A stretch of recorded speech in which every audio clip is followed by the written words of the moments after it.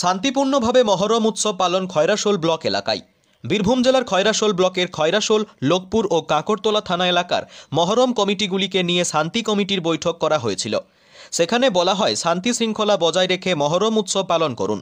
প্রশাসনের সেই নির্দেশ মেনে এদিন 6 জুলাই রবিবার খয়রাশোল ব্লকের বিভিন্ন গ্রামে সকল ইসলাম ধর্মীয় মানুষেরা যথাযথ মর্যাদার সাথে শান্তিপূর্ণভাবে মহরম উৎসব পালন করেন।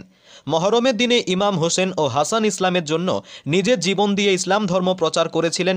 তাই এই দিনটি ইসলাম ধর্মের মানুষের কাছে বহু শোকের দিন। তাই ইমাম হোসেন ও হাসানকে স্মরণ করে র্যালি বের করেন ইসলাম ধর্মের মানুষ। সংবাদ সূত্রে জানা যায়, কোথাও কোনো অপ্রীতিকর ঘটনা ঘটেনি। শান্তিপূর্ণভাবে মহরম উৎসব পালন করা হয়। খয়রাশোল ব্লকের মানুষ পুলিশ প্রশাসনের এই ব্যবস্থাপনায় খুশি। খয়রাশোল থেকে সৈয়দ আব্দুল আলিম ও বিশ্বজিৎ ঘোষের রিপোর্ট।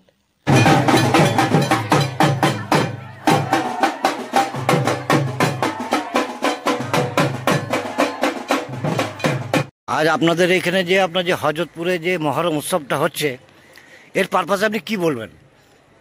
হিন্দু মুসলিমের ঐক্যের সম্প্রীতির পীঠস্থান হচ্ছে হজরতপুর। এখানে আমরা উভয় সম্প্রদায়ই মহরমটাকে এবং আজ মঞ্জিলের দিন শান্তিপূর্ণভাবে পালন করি। ঐক্যের একটা চরমতম জায়গা যদি হয় তো হজরতপুরের মহরম। এখানে আজ পর্যন্ত মহরমে কোনোদিন কোনো বিশৃঙ্খলা হয়নি, আর আগামী দিনে হবে না। এখানে হিন্দু মুসলমানের ঐক্যটাই হচ্ছে বড় কথা। এখানে আমরা এক হয়ে থাকি, এক হয়ে উৎসব পালন করি। উৎসব যার যার, ধর্ম যার যার, উৎসব সবার। এই মহরমটা কতদিন থেকে চলছে?